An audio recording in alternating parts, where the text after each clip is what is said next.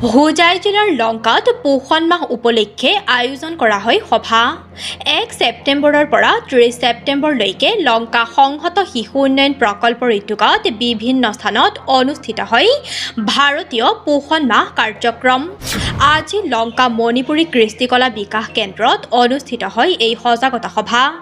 এই সভাত উপস্থিত থাকে লংকা ICDC প্ৰজেক্টৰ CDPO নিৰঞ্জন তালুকদাৰ, অংগনবাদীৰ পৰ্যবেক্ষক আৰু অংগনবাদী কেন্দ্ৰৰ কৰ্মী সহায়িকাকে ধৰি বহু লোক উপস্থিত থাকে।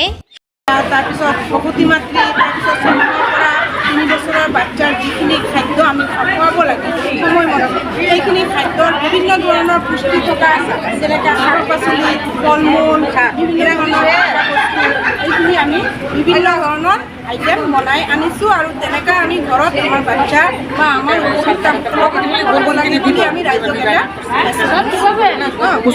পোষণ মেলা আপোনাৰ এইটো কিমান দিন চলিব?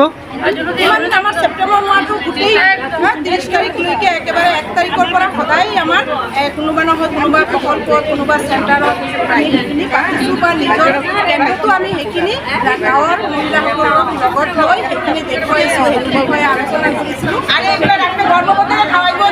আৰু কি বনাইছে আকৌ দেখাব পাৰিব? গৰ্ভৱতীৰে যেনেকৈ আপুনি ইয়াৰ পৰা চাওকচোন, শাক পাচলি নৰসিংহ পাত, এইটো কলডিল, যিটো কলডিলৰ পৰা আমি খালে আমাৰ আইৰণ হয় শৰীৰত। আমি 2018 চনৰ পৰাই আমি 1 ছেপ্টেম্বৰৰ পৰা 30 ছেপ্টেম্বৰলৈকে পোষণ মাহ উদযাপন কৰি আহিছোঁ।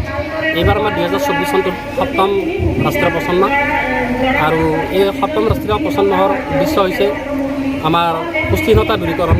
মেইন কথাটো হ'ল পুষ্টিহীনতা দূৰীকৰণ কৰিবলৈ হ'লে আমি আমাৰ যিবিলাক খাদ্য আমি অংগনবাদী কেন্দ্ৰলৈ আমি যোগান ধৰোঁ, আমাৰ শিশু, গৰ্ভৱতী মহিলা, প্ৰসূতি মহিলা বা কিশোৰীসকলৰ কাৰণে, তাৰ উপৰিও আমি থলুৱাভাৱে পোৱা যিবিলাক শাক পাচলি আছে, লাই লফা, চুকা, পালেং, এইবিলাকৰ উপৰি কলডিল, কল পচলা, ৰঙালাও, বিলাহী, গাজৰ, এইবিলাক খাদ্য যদি আমি প্ৰত্যেক খাদ্যতে যদি আমি ইনপুট কৰোঁ তেতিয়াহ'লে আমাৰ পুষ্টিহীনতা দূৰ হ'ব আৰু পুষ্টিহীনতা দূৰ হ'লেই আমাৰ এনিমিয়া দূৰ হ'ব।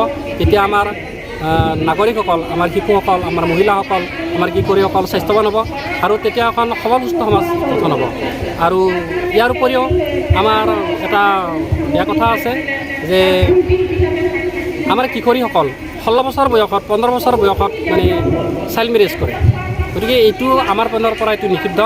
16 বছৰ বয়সৰ, 15 বছৰ বয়সৰ, বিশেষকৈ 18 বছৰৰ তলৰ কিশোৰীবিলাকে বিয়াত বহিব নোৱাৰিব আৰু 21 বছৰৰ তলৰ ল'ৰা মানে বিয়াত বহিব নোৱাৰে। তেতিয়া আইনগতভাৱে তেওঁলোকক মানে বিহিত ব্যৱস্থা লোৱা হ'ব আৰু এইটো যাতে আমাৰ সমাজত চলি নাথাকে, এইটো যাতে বন্ধ হয়, তাৰ কাৰণে আমি সকলো ৰাইজকে অনুৰোধ জনাইছোঁ।